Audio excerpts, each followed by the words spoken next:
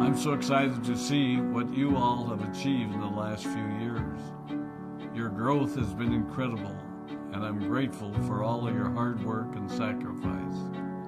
A lot of that growth has been brought about by new people coming into the business to take advantage of our generous marketing plan and effective product line.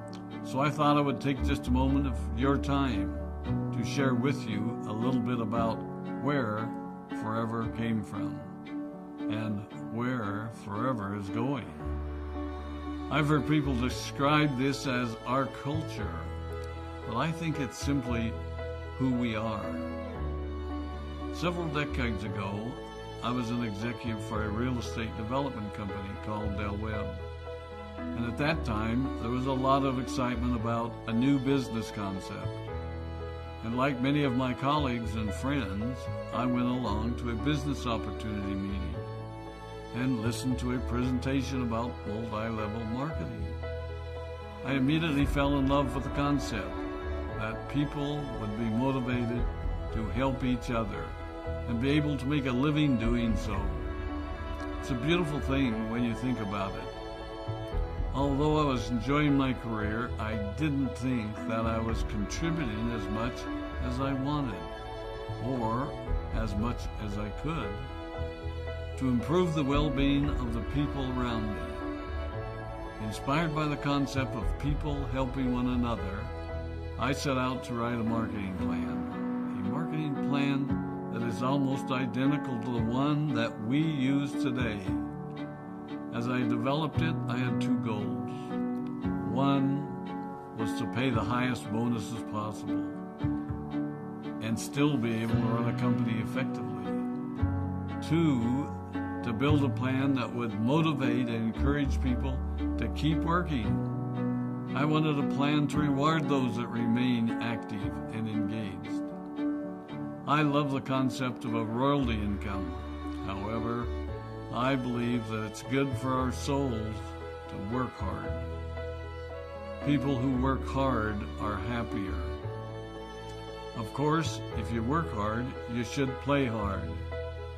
And that was one of my motivational factors in starting Forever Resorts. It was to give people the opportunity to spend time with their loved ones and experience the wonder of nature. Next time we're together, maybe I can tell you more about my passion for our resorts, our rare animals, and spectacular natural resources. So, with the marketing plan prepared, I needed to find a product.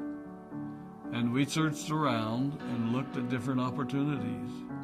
I was passionate about finding something that was effective, consumable, and that we knew would not be a fad. During my search, I met a group of doctors who had developed a method of stabilizing aloe vera. They convinced me of its efficacy, and we began testing the product, and were amazed by the results. We were in business. We had a fair and balanced marketing plan, a consumable, effective product, and the third ingredient, an absolute conviction that we could make a difference in the lives of the people around us. And while it might have been a bit presumptuous, we honestly believed that we could make a difference in the world. We put in generous return policies, customer service incentives, and began to build this business based on the principle of being nice to one another and helping others. The success was incredible, and we grew rapidly until Christmas of 1982. I was sitting at home with the family, and the phone rang. They informed me that there had been a freeze at our aloe plantations in Texas, and that all of our aloe was destroyed. I immediately went to the airport and flew to South Texas to see what we could do. I hoped and prayed that when I arrived, what I saw would be better than the news I'd received. But that wasn't to be the case. We had no aloe, and the business immediately began to suffer. There were some FBOs that left, but more importantly, there were those that stayed. It was a tough time for us. We put everything on the line to stay in business, and there were many sleepless nights. But we were convinced that what we were doing was right. We decided that this would never happen to us again. We flew out to the Dominican Republic and purchased as much land as we could and began planting aloe in one of the safest weather zones in the world. In addition to the acres of plantations in the Dominican Republic, we now have plantations in Mexico and South Texas. It was a tough lesson to learn. But during the tough times, we became stronger and we grew the most.